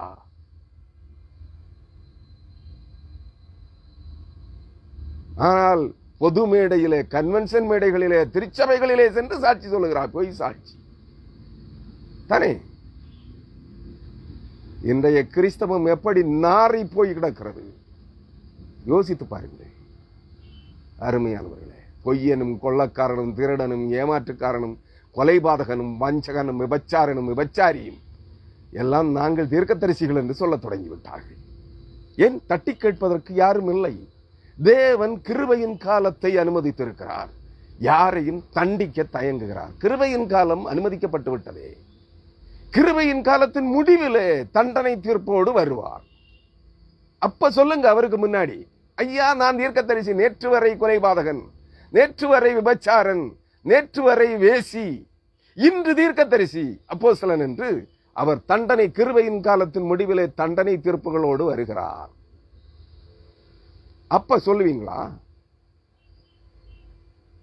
யோசிக்க வேண்டும். குற்றம் தீர்ப்பதோ நியாயம் தீர்ப்பதோ என்னுடைய வேலை அல்ல. தேவனுடைய சமூகத்தில் வாய் பதறி மனம் பதறி ஒரு வார்த்தையை கூட சொல்லாதே. இல்லாததை உண்டென்றும் உள்ளதை இல்லை என்றும் சொல்லாதே. இங்கே எரேமியா உள்ளதை உள்ளபடி நீங்கள் என்னை கொன்று போட்டாலும் அவர்கள் சொல்லுகிறார்கள், அவனுக்கு கண்கள் இவன் கொல்லப்பட ஏதுவாக வேண்டும். பிரபுக்கள் ராஜாவை நோக்கி இந்த மனுஷன் கொல்லப்பட உத்தரவாக வேண்டும். அது ஏனென்றால் இந்த நகரத்தில் மீதியாயிருக்கிற யுத்த மனுஷரிடத்திலும் மற்றுமுள்ள சகல ஜனங்களிடத்திலும் இவன் இப்படிப்பட்ட வார்த்தைகளை சொல்லுகிறதினாலே அவர்களுடைய கைகளை தளர்ந்து போக பண்ணுகிறான். இவன் இந்த ஜனத்தின் சேமத்தை தேடாமல் அவர்கள் கேட்டையே தேடுகிறான் என்றார்கள். ஜனங்களுடைய நல்வாழ்வை,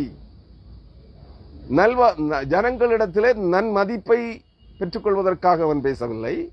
ஜனங்கள் சுகபோகமாய் சுபிட்சமாய் உல்லாசமாய் ஆடம்பரமாய் வாழுகிற சேமத்தை எரேமியா விரும்பவில்லை.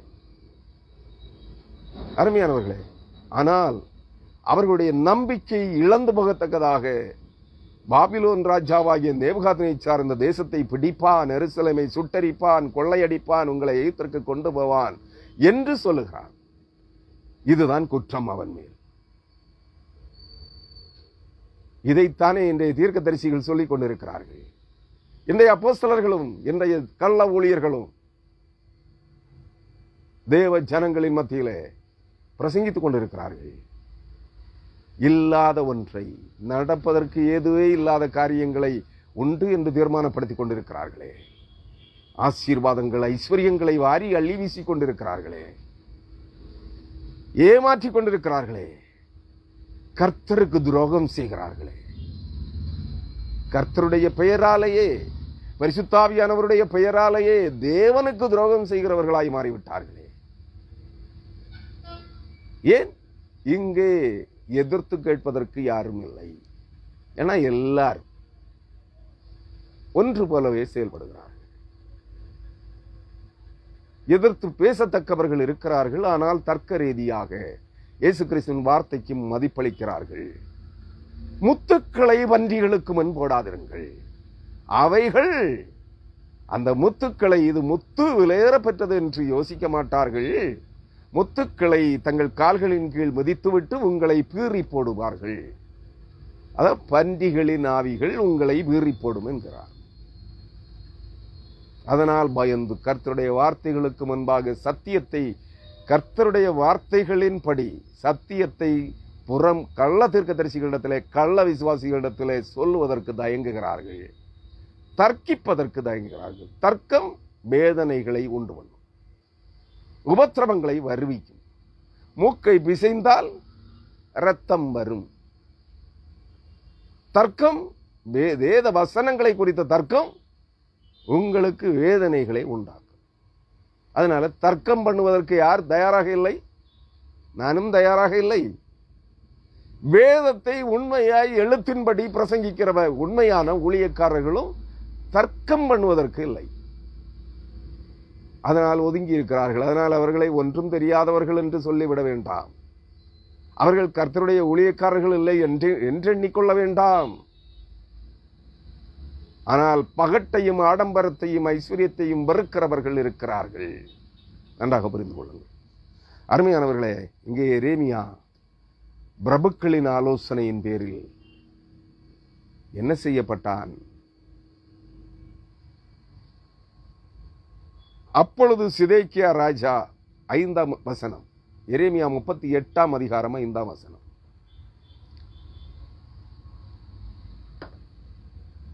பிரபுக்களின் ஆலோசனையை கேட்ட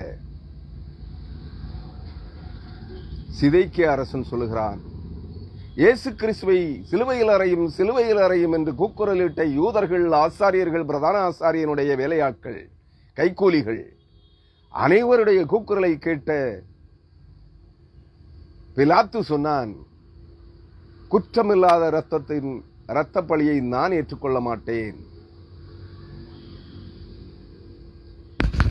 அருமையானவர்களே, பிலாத்து என்ன சொன்னான்? உங்கள் விருப்பப்படியே செய்யுங்கள், இவன் உங்கள் கையில் இருக்கிறான், இவனை சிலுவையில் அறைய உத்தரவிடுகிறேன், நீங்களே கொண்டு போய் அறைந்து கொள்ளுங்கள் என்கிறான். ஆனால் குற்றமில்லாத இரத்தத்தின் பழியை நான் ஏற்றுக்கொள்ள மாட்டேன் என்று தண்ணீர்களால் தன் கைகளை கழுவுகிறான். இங்கே சிதேக்கியா சொல்லுகிறான், அவன் உங்கள் கையில் இருக்கிறான், அவன் உங்கள் கைகளில் இருக்கிறான், உங்களுக்கு விரோதமாய் ராஜா ஒன்றும் செய்யக்கூடாது என்றான். பிலாத்துவின் நிலைப்பாடும் அதுதானே. யூதர்களுக்கு விரோதமாய், பிரதான ஆசாரியர்களுக்கு விரோதமாய் ஒன்றும் செய்யக்கூடாத நிலையிலே தன் கைகளை கழுவி கிறிஸ்துவை சிலுவைக்கு ஒப்புக் கொடுத்து விட்டான். இங்கே சிதேக்கியா அரசன், அவன் உங்கள் கையில் இருக்கிறான், உங்களுக்கு விரோதமாய் நான் ஒன்றும் செய்யக்கூடாது என்று சொல்லி அவனை பிரபுக்களின் கையிலே ஒப்புக் கொடுத்து விட்டான். எரேமியாவை சத்தியத்தின் நிமித்தம், தேவனுடைய வார்த்தைகளை சத்தியமாய் திரும்ப திரும்ப கூறி அறிவித்தது நிமித்தம், எச்சரித்தது நிமித்தம், கண்டனம் செய்தது நிமித்தம் பிரபுக்களின் கையிலே ராஜா அவர்களை ஒப்புக் கொடுத்தான்.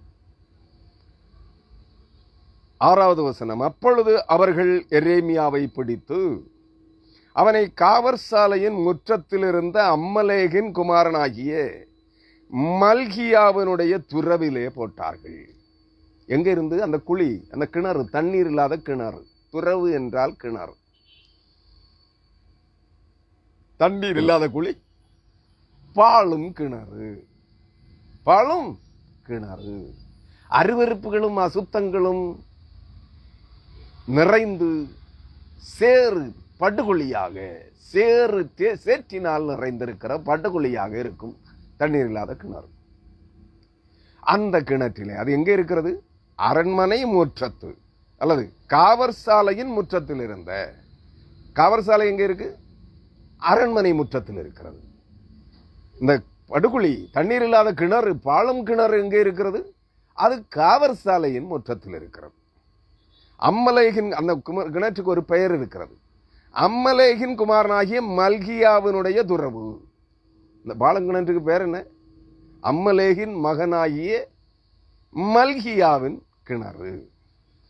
அந்த கிணற்றிலே போட்டார்கள், பாழும் கிணற்றிலே போட்டார்கள். மிகுந்த ஆழமானதாக இருந்திருக்க வேண்டும். நன்றாக புரிந்து கொள்ளுங்கள். எப்படி தூக்கி போட்டிருக்காங்களா? அது பிற்பாடு சொல்லப்படுகிறது. எரேமியாவை கயிறுகளினால் அதிலே, அந்த பாழும் கிணற்றிலே இறக்கி விட்டார்கள். தூக்கி மேலிருந்து தூக்கி தலைகளா பாலுங்கிணற்றுக்குள்ள எரியல, போடல, வீசி விட்டறியவில்லை. கயிறுகளில் கட்டி பாலுங்கிணற்றிலே, அந்த சேற்றிலே அமிழ்த்தினார்கள்.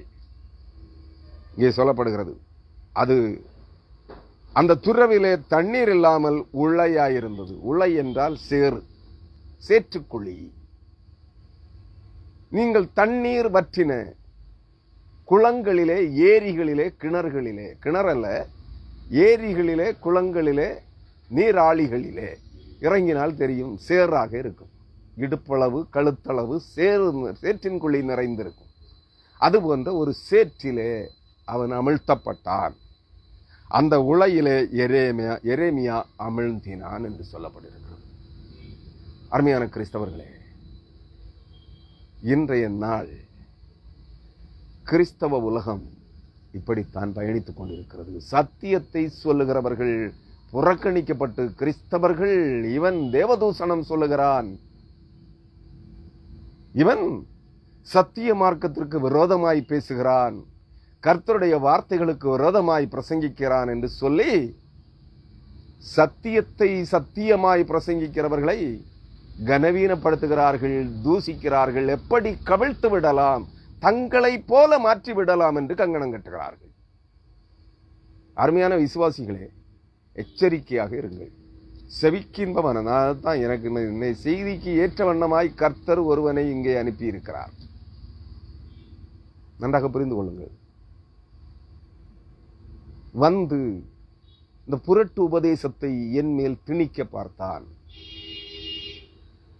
இதை எனக்கு ஒரு பாடமாக தேவன் அங்கே அனுமதித்தார் என்று எண்ணுகிறேன்.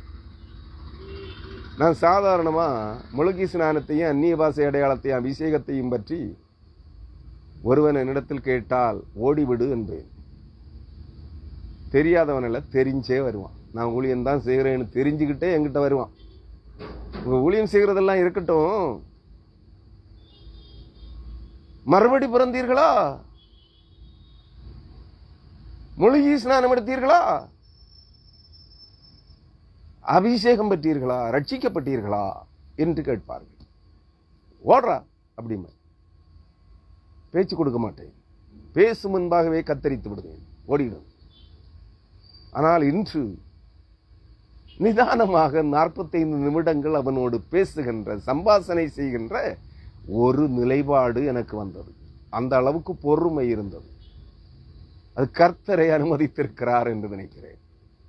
தயவாக சொல்லுகிறேன், செவிக்கின்பமான செய்தி, ஏற்றுக்கொள்ள தகுந்ததாக 100க்கு 100 சத்தியத்தை போல் இருக்கிறது அவனுடைய பேச்சு. சாதாரணமாக பெந்தேகோஸ்தேக்காரர்கள் நாம் கேட்கிற கேள்விகளுக்கு பதில் சொல்ல மாட்டார்கள். திரும்ப திரும்ப வேதாகமத்திலிருந்து அங்கும் இங்கும் இருந்து ஒவ்வொரு வார்த்தைகளை எடுத்து நம்மோடு பேசுவார்கள். நாம் சொல்வதை காது கொடுத்து கேட்கவும் மாட்டார்கள், அதற்கு பதில் தரவும் மாட்டார்கள். அவர்கள் சொல்வதை நம்மேல் திணித்துக் கொண்டே இருப்பார்கள். பேச வாய்ப்பே தரமாட்டார்கள். ஆனால் இன்றைய நபர் டீசென்டான ஆள், கல்லூரி பேராசிரியர் அல்லவா, என்ஜினியரிங் கல்லூரி பேராசிரியர் அல்லவா, மீதியான நேரங்களில் கர்த்தருக்கு ஊழியம் செய்கிறவர் அல்லவா, டிப்டாப்பா பேண்ட் சூட் எல்லாம் போட்டு இன் பண்ணி கூலிங் கிளாஸ் எல்லாம் வச்சு டிப்டாப்பா வந்திருந்தார். பார்த்தால் மரியாதைக்குரியவராக தோன்றுகிறது. ஆனால் பேச்சிலே இருக்கிற நயவஞ்சகம், புரட்டுபதேசம், செமிக்கின்பமாக மனதை மயக்குகிற செய்தியாக இருந்தது. 45 நிமிடங்கள் அவரோடு பேசியிருக்கிறேன். இன்றைய செய்திக்கு எனக்கு ஒரு பாடமாக அமைந்தது. அருமையானவர்களே, தயவு செய்து 100க்கு 100 சத்தியம் போல தோன்றுகிற செய்தியாக இருந்தாலும் வசன ஆதாரம் இல்லை என்றால் ஏற்றுக்கொள்ளாதீர்கள். நாம் பிரசங்கிக்கிறதா இருந்தாலும் சரி, வேத வசன ஆதாரமும் அடிப்படை சத்தியம் வசனத்தை விட்டு வெளியே செல்கிறேன் என்றால் ஏற்றுக்கொள்ளாதீர்கள், புறக்கணித்து விடுங்கள். வசன ஆதாரம், அடிப்படை ஆதாரம் இல்லாத எந்த செய்தியையும் என்னிடத்திலிருந்து நீங்கள் ஏற்றுக்கொள்ள வேண்டாம். வேத வசன கண்ணாடியிலே சோதித்து பாருங்கள் என்று உங்களுக்கு மிகவும் பணிவோடு உங்களிடத்தில் ஆலோசனையாக சொல்லுகிறேன். வேத வசனங்கள் எல்லாம் ஆவியாயும் உண்மையாயும் ஜீவனாயும் இருக்கிறது, பட்சிக்கிற அக்னியாயும் இருக்கிறது. நான் என்னுடைய மனம் பதறி ஒரு வார்த்தையை, என்னுடைய கருத்தை உங்கள் மேல் திணிக்க தொடங்கினேன் என்றால் அந்த அக்னியாயிருக்கிற வார்த்தை என்னை பட்சிக்கும். இருபுறமும் கருக்குள்ள பட்டயமாயிருக்கிற அந்த வார்த்தை என் இருதயத்தை அறுக்கும் என்பதை நினைவிலே வைத்துக் கொண்டு நான் உங்களோடு பேசிக்கொண்டிருக்கிறேன். இது எனக்கு மட்டுமல்ல, எல்லாருக்கும் தான். அன்பானவர்களே, கர்த்தருடைய வார்த்தைகளுக்கு கீழ்ப்படிவோம். அந்த வார்த்தைகளின் எழுத்தின்படி நடக்க பழகுவோம். தேவன் எல்லா பிரமாணங்களையும், வேத வசனம் என்ன சொல்லுகிறது, பழைய உடன்படிக்கையின் பிரமாணங்களையும் புதிய உடன்படிக்கையின், பழைய உடன்படிக்கையின் பிரமாணங்களை அழிப்பதற்கு புதிய உடன்படிக்கையின் பிரமாணம் உருவாக்கப்படவில்லை. பலி செலுத்துதல், பாவ நிவாரணம், குற்ற நிவாரணம், சர்வாங்க தகன பலி, பலி செலுத்துதல் நிறுத்தப்பட்டது. அது ஒன்றை தவிர எல்லா பிரமாணங்களும் புதிய உடன்படிக்கையின் பிரமாணத்திலும் கொடுக்கப்பட்டிருக்கிறது. பிரமாணங்களை, பழைய உடன்படிக்கையின் பிரமாணங்களை அழிப்பதற்கு கிறிஸ்து வரவில்லை, அவைகளை நிறைவேற்றவே வந்தார். அந்த பிரமாணங்கள் அனைத்தும் பலி செலுத்தப்படுகிற, இரத்தம் சிந்துகிற அந்த பலி நிறுத்தப்பட்டது. அது புதிய உடன்படிக்கையின் பிரமாணத்திலே இல்லை. உங்களுக்காக, எனக்காக கல்வாரி சிலுவையிலே இயேசு கிறிஸ்து பலியாக, பாவ நிவாரண பலியாக, குற்ற நிவாரண பலியாக, சர்வாங்க தகன பலியாக படியிடப்பட்டார். அதுவே நமக்கு மூழ்கி ஸ்நானமாக கொடுக்கப்பட்டிருக்கிறது.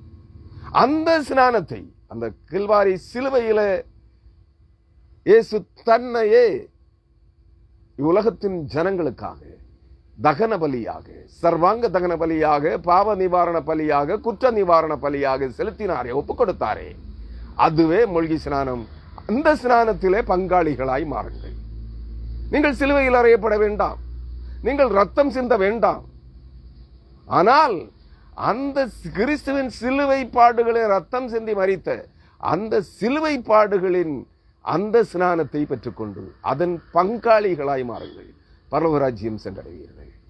இயேசு கிறிஸ்துவின் ரத்தத்தில் ஜலம் இருக்கிறது, ஆவி இருக்கிறது, தேவனுடைய வார்த்தை பட்சிக்கிற அக்னி இருக்கிறது. அந்த வார்த்தை பட்சிக்கிற அக்னியா இருக்கிறது. அந்த வார்த்தையானவராகிய இயேசுவின் ரத்தத்திலே, அவர் வார்த்தையானவர், அவருடைய ரத்தத்திலே ஜலம் இருக்கிறது, சுத்த ஜலம். அவருடைய ரத்தத்திலே ரத்தம் இருக்கிறது, ஜீவன் இருக்கிறது. அதிலே முழுகுங்கள். அது உங்களை பரலோகத்திற்கு கொண்டு செல்லும். திருச்சபையிலே அடையாளமாய் வைக்கப்பட்டிருக்கிற ஏதாகிலும் ஒரு ஸ்நானத்தை பெற்றுக் கொள்ளுங்கள்.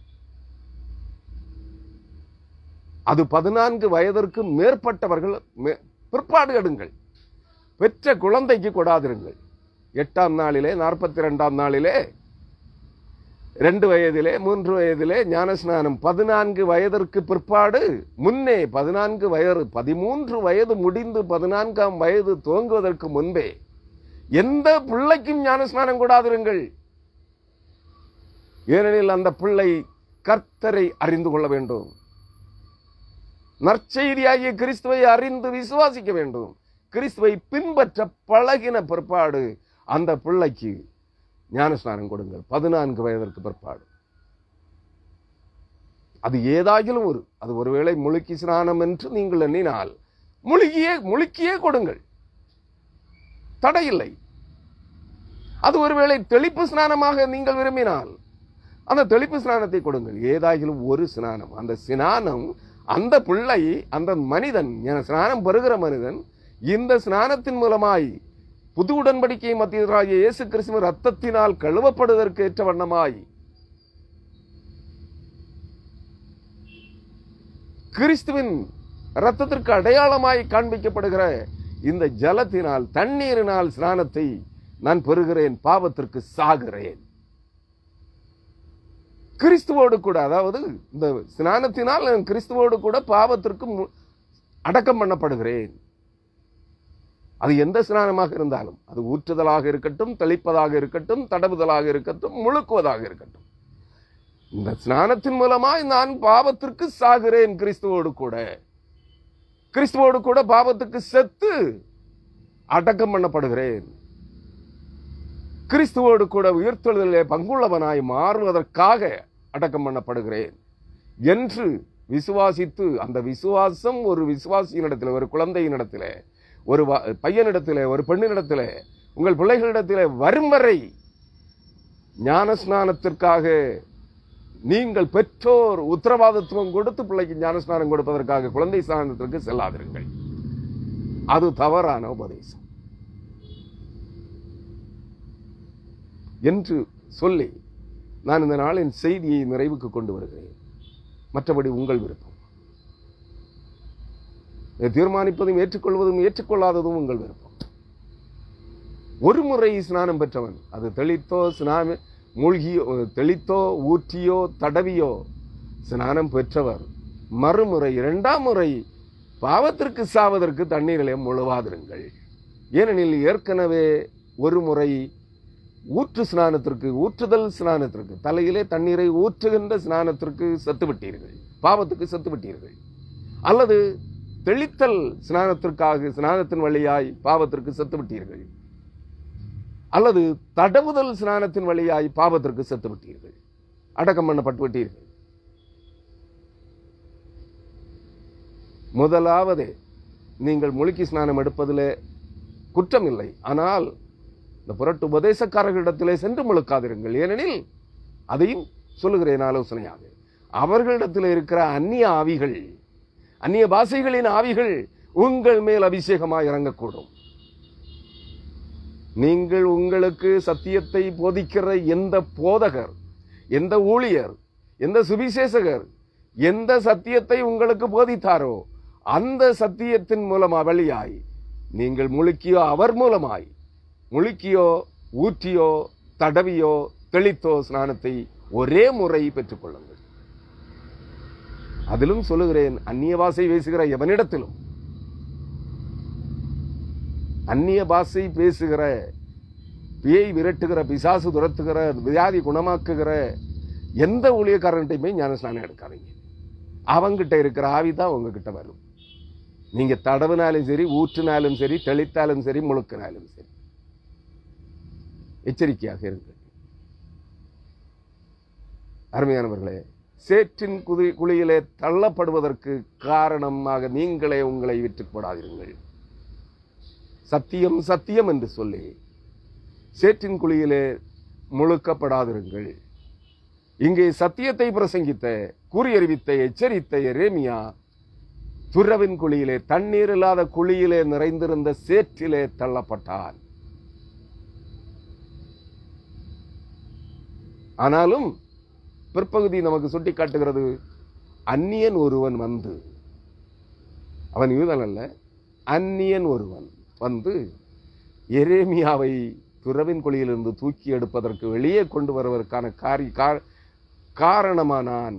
அவனை பாதுகாத்தான், அவனை தூக்கி எடுத்தான். அது நாளைய செய்தியிலே நாம் தியானிக்க இருக்கிறோம். மீட்பர்கள் எங்கிருந்தும் வரலாம், எந்த ஜாதியிலிருந்தும் வரலாம்.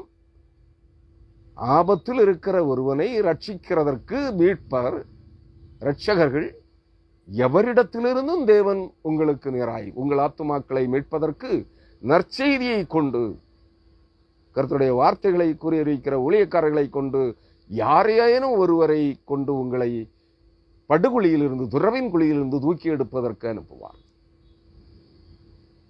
அது பெந்தேகோஸ்தேக்காரர்கள் என்று நம்பியிராதீர்கள், யாராயிலும் ஒருவர். அருமையானவர்களே, நாம் இன்று கிறிஸ்தவம் என்கிற சேற்றின் குழியிலே புதைந்திருக்கிறோம். தூக்கி எடுக்கப்பட வேண்டும். கர்த்தருடைய வார்த்தைகளின் மூலமாய், கர்த்தருடைய ஆவியானவரின் மூலமாய் தூக்கி எடுக்கப்பட வேண்டும். இன்றைய கிறிஸ்தவம் துறவின் குழியை போல் இருக்கிறது. இன்றைய கிறிஸ்தவ மதம், ரிலிஜியஸ் கிறிஸ்டியானிட்டி இஸ் எ டங்கன் பெல். அருமையானவர்களே, இன்றைய பிரேத குழியாயிருக்கிற, சேற்றின் குழியாயிருக்கிற இந்த சீர்கட்ட கிறிஸ்தவத்திலிருந்து உண்மை கிறிஸ்தவத்திற்கு நேராய் கிறிஸ்துவின் ஆவியானவரால் மீட்டெடுக்கப்பட்டு நடத்தப்படுவதற்கு, கிறிஸ்துவின் இரத்தத்தினாலும், கிறிஸ்துவின் சிலுவை பாடுகளினாலும், கிறிஸ்துவின் ஆவியினாலும் மீட்டெடுக்கப்படு சத்திய பாதையிலே நடத்தப்படுவதற்கு உங்களை ஒப்புக்கொடுங்கள். கர்த்தர் உங்களை மீட்டு ரட்சிப்பார். கர்த்தருடைய பரிசுத்த நாமத்திற்கு மகிமை உண்டாகட்டும். ஆமென்.